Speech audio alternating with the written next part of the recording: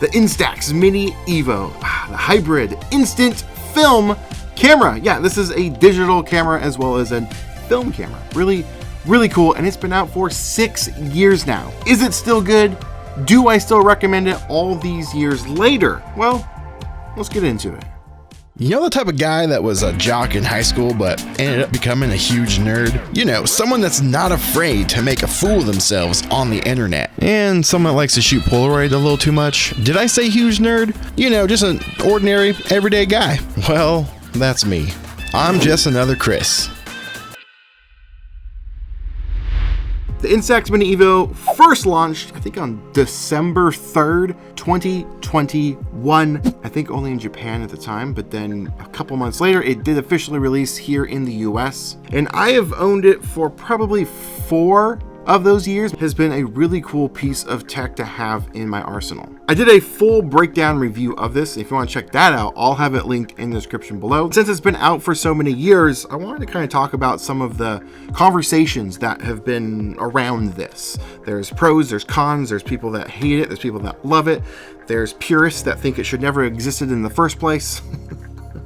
A lot of it, and I kind of want to talk about it today. But this thing is packed full of features. It is a digital camera. You can blast off shots, store them on an SD card, which is really cool, and choose the photos that you want to print or not print. It's got a lot of filters, effects, and the ability to connect to your phone and print photos directly off of that. One of the biggest complaints that this has, and a lot of you have left in videos over the years, and that is the fact that it does have a built-in non-removable battery without disassembling the camera and replacing the battery that way. However, I've been using it for pretty steadily, honestly, for the last, like I said, 5-ish years, and I have not seen any issues with the battery. It is still going strong, and I've used the heck out of this thing for a lot of various projects. This was $200 when it was released, and obviously I'm not sponsored by Fuji, if I haven't said that already. Not a sponsor.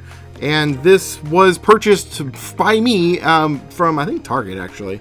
All those years ago. Now, a lot of the film purists have disregarded this camera. In fact, I've gotten messages in my DM directly talking about this, saying it's an abomination and it should never exist. You are gatekeeping and keeping fun instant photography away from people that could be interested in the hobby. I've been very vocal of the support of these types of cameras over the years, and I will continue to do so in the future. This is a very cool piece of tech that we need in our hobby and our community. And one of the other reasons why I really wanted to talk about this camera today, that is because of the brand new, well, kind of released, I think it's only released in Japan right now at the day of the recording of this video, but the new version of this camera, which is the cinema version, the Instax Mini EVO Cinema. It's a video camera that prints photos. It's both. It's a video and photo camera. It's really cool. I really want it, and a lot of people have been asking questions about it, like, should I just get that one or should I get this?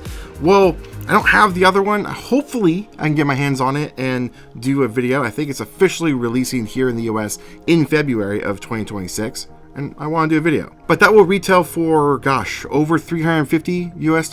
This is $200, so it's significantly less investment. It's a lot less money to get one of these, and maybe you only care about the photography side of it. Then yeah, this is going to be your best instant camera that you could buy in the EVO line. That is. I know I'm using the word best loosely here because it really just depends on your shooting style. Like I said, with the purist people, they don't like this. They want to throw this in the garbage, and I think that's still awful to say, even if you are a purist. This is just a really cool, unique tool to do fun, creative things with. Like, I use this a lot in combination with my phone, taking a lot of pictures of friends at parties, events, and just print them off and hand them out. So cool. It's amazing. Another example that I use that function for, I have a lot of photos of places I've been with friends or family, and photos of people I've worked at events with. I've just gone home and printed them on here and then mailed them off with a postcard to say, hey, just thinking of you, or that was a fun event. Just something different and unique that you cannot do with a traditional instant film camera.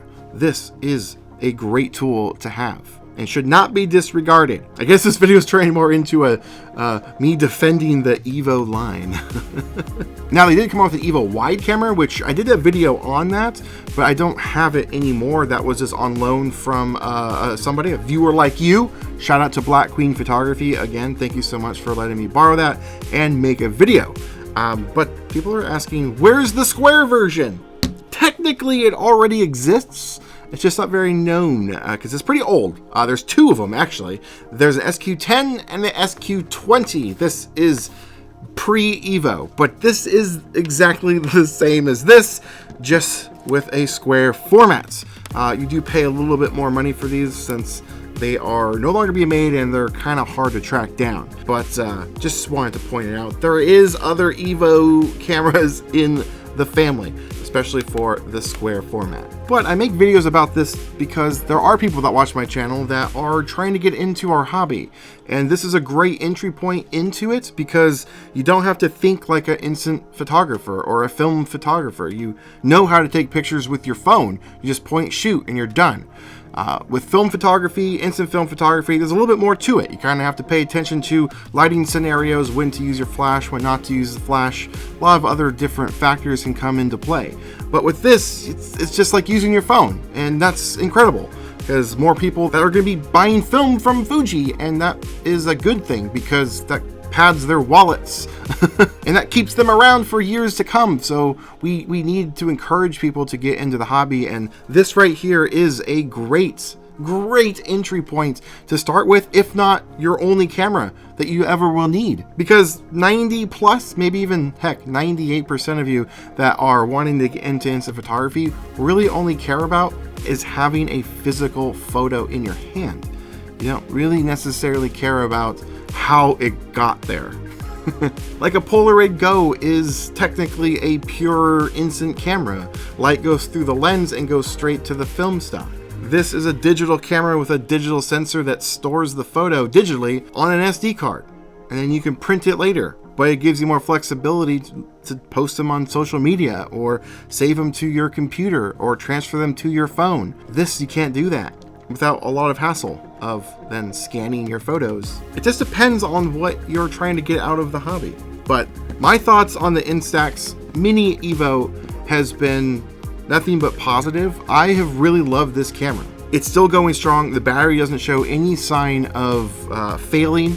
The motor still works. It's pretty great. Now, I do take good care of my stuff for the most part. I'm not throwing them around in bags too often, and when I do, I try to make sure I'm, padding the things correctly, making sure it's not getting banged up the best that I possibly can. There are some scuffs here and there on it, but it's still holding up great. I've had no complaints with this. It's quite nice. So even if you are a quote purist instant film photographer, whatever you want to call yourself, I still think you should look at getting yourself one of these types of cameras, adding it to your gear, your tool list. If you're a working professional, maybe you're a wedding photographer, it would be perfect for that because, well, you can just snap some photos of the guests, bride and groom, and then hand them the photos on the day. They are going to love that. And plus, they do not care how it was shot. They just care about it being in their hands right there on the spot. They're going to remember you. They're going to recommend you to their other friends and family that might be getting married and whatnot. It's a money maker. What do you think? Do you have one of these? Be on the fence about it? Do you hate it? Let me know in the comments below. Let's continue the conversation. But until next time, get out there. Make some art.